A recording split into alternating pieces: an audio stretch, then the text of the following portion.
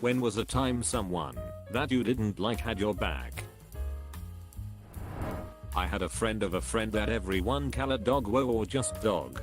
T-Dog and I didn't get along all that well, but we ran into circles of friends that interacted a lot, so we tolerated each other.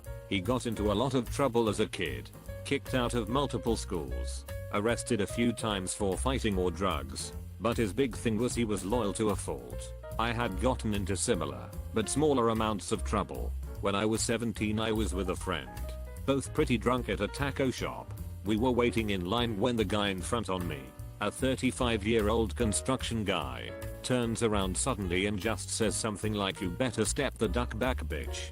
Guess as I was drunk I was standing too close, and I immediately exacerbated things by saying something like "What the duck are you talking about?" He didn't like that and started to go on an absolute tear, screaming, yelling, cussing and generally pretty meth head type stuff. It goes on so long at one point he gets the burrito he had just ordered before starting to yell, walks out to his truck and puts it in there, and walks back into the restaurant all while screaming at me. I'm a beanpole, 6'5", but skinny and with a glass jaw to boot. My friend was about 5'6". So when shit starts really going south I'm freaking out because this guy's pretty built, but right as the first punch gets thrown, ducking dog whoa, who I didn't even know, had entered the restaurant with a lighter in his fist, cracks the guy in the side of the face like some Batman shit. Guy's out cold on the floor from one hit, and dog just says "Sup guys" and books it out the door. Cops came. Blah blah blah, we don't know anything. Shithead gets taken away, and I'm indebted to a guy named like a shitty B-grade rapper forevermore. A friend of mine slept with my girlfriend when I was 17ish.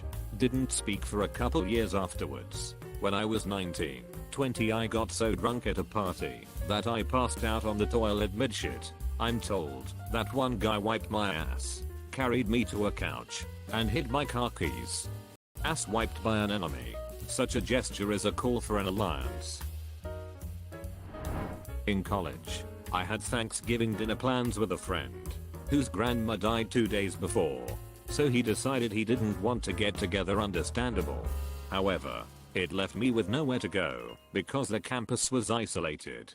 The dining hall was going to be closed, and I had no time to get a bus after classes to the grocery store. I knew some classmates were having a big dinner, so I called over there the day before and asked if I could join them, said I would help with cooking, dishes, whatever. My friend snapped and said no. We have too many people coming already. We can't fit anyone else. I found out a few days later through others that the one roommate who lived there that was usually really catty to me lit into her for leaving someone alone on Thanksgiving. It made me feel a little better. It was the 8th grade. We were playing handball in gym. One kid I absolutely hated was on my team. He just gave off that cocky vibe, and I just didn't like him. But one day a kid shoved me to the ground from behind while I had the ball, and the kid comes in like ducking Superman and football trucks this kid to the ground. We became sort of friends, but never really hung out except for the classes we had together. There was a kid in my grade, Tyler, that just didn't like me. I was friends with his friends, but he just really gave off the vibe that he didn't like me, would casually insult me, or just be mean for no reason. In 4th grade we were playing soccer during lunch and I slipped in the mud running back on defense. Went into the air like a cartoon character and landed flat on my back. That was the first time I had the wind knocked out of me, and no one had warned me what it would be like. So I was lying there, unable to breathe, thinking I was going to die after a comical fall with most of the 4th grade huddled around me watching. And the only one who did anything to help was my nemesis, Tyler, who shouted, "Breathe through your nose." Suddenly, after 5 seconds of wide-eyed terror, I could breathe through my nose and the panic subsided. I'm not even sure if I managed to choke out a thanks once I got up. Tyler didn't magically become my friend afterwards. In fact, he continued to treat me the same. But it's been nearly 20 years and I haven't forgotten that. I was 17 years old, dropped out of high school, and was essentially living with my friend same age and his bang 10 plus years older. The bassist was this grungy guy with bad teeth and an eclectic persona to say the least. I did not like him. Not one bit. I didn't know if he sold drugs, but I was sure he did them. I also did drugs, but 17-year-old me thought I was better than this burnout.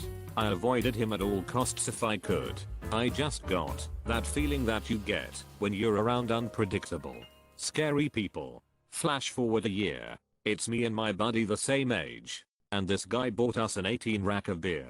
We are getting along okay at this point, but I'm still incredibly wary of this dude. Like, we might stab someone wary. The two neighbors 35 plus walk in. One asks for a beer. I oblige. He asks for another. Immediately, I decline, saying it's all Nate friend and I are splitting for the night. He says what if I take it? Me what? Neighbor what if I walk into the kitchen and take all of your beer? What are you going to do about it? I was petrified. The scary dude, Jeremy, stands up and says, I'm not going to let you do that. Neighbor what?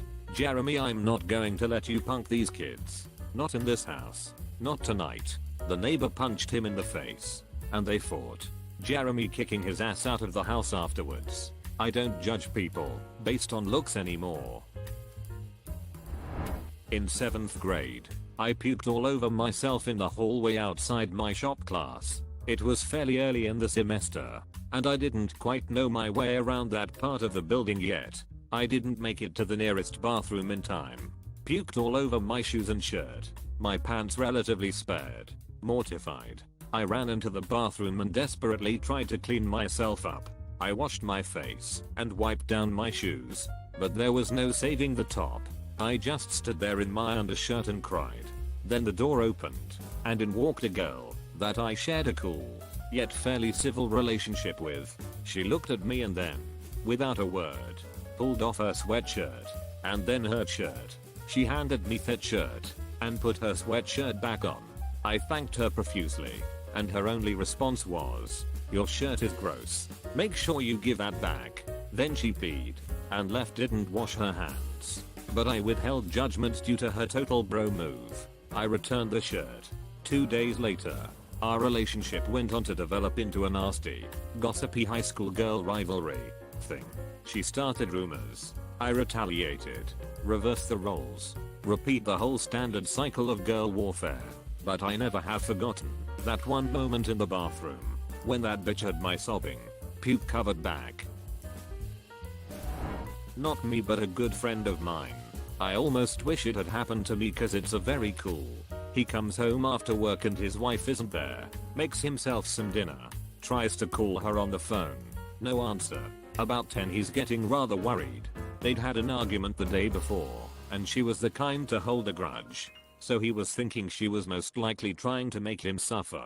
At 10:30, he sees a car pull up in front of his house. He thinks to himself finally, now we can get this over with. His wife doesn't get out though, and he's never seen the car before. It just sits in front of his house with 2 people in it. About 10:45, he gets curious as to why these people are sitting in the car in front of his house. So he goes out to take a look. It was his wife and some guy she'd picked up at a bar, making out. My friend completely loses his temper, opens the car door, and pulls the guy out. They start yelling at each other, and eventually they are trading punches. Wife calls the police, and about 2 minutes later they arrive and arrest both men.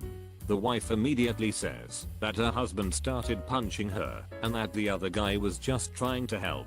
And then the guy, whom my friend has never seen before, says no, that's not what happened at all.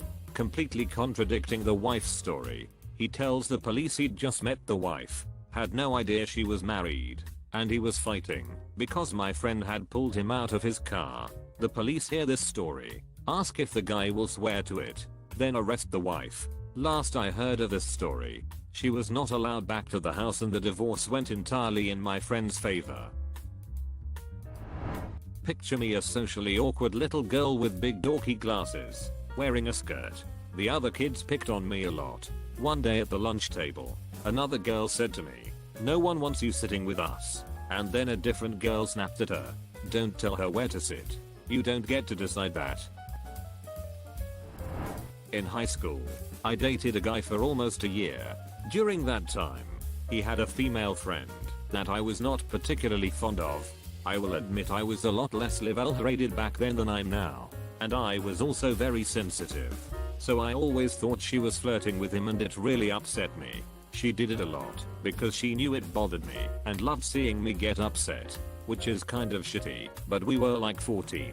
What can you do? Anyways, he broke up with me kind of out of the blue, and it was really devastating to newly 15-year-old me. Cue this girl that I really hated stepping in to give me comfort and be my friend. She invited me to sit with her friends at lunch, started hanging out with me, really went out of her way to make me feel better. High school was super petty, but I will never forget how kind she was to me in the aftermath of all of that. Mrs. Harrison was a naturally annoying teacher. She treated the high school students like little children and would wheeze and sound like Mickey Mouse when she got angry. She had a reputation of being mean and unforgiving. People joked that she gave out detentions like candy. I didn't like her because she would talk down to me and always was quick to hand out punishments for anything. The day after my sister committed suicide, I skipped her class. I didn't want to deal with her, so I wandered the halls aimlessly. I got too caught up in my thoughts and didn't realize I was walking down the hall near her class until it was too late. There she was, looking remarkably like a beach ball wearing too short of a shirt. She was waddling at the head of the class, back to the classroom assumedly. Before I could dip out, she looked up and saw me. My heart dropped into my shoes. I knew she was going to slap me with a detention, or worse, contact my mother. Instead, she let the class file into the room behind her and closed the door. She grabbed me and hugged me close and told me that I could take all the time I needed, and then she was gone. It was such a small gesture, but it really hit me hard. Consider subscribing if you enjoyed this video, and if you want to see more of Reddit universe,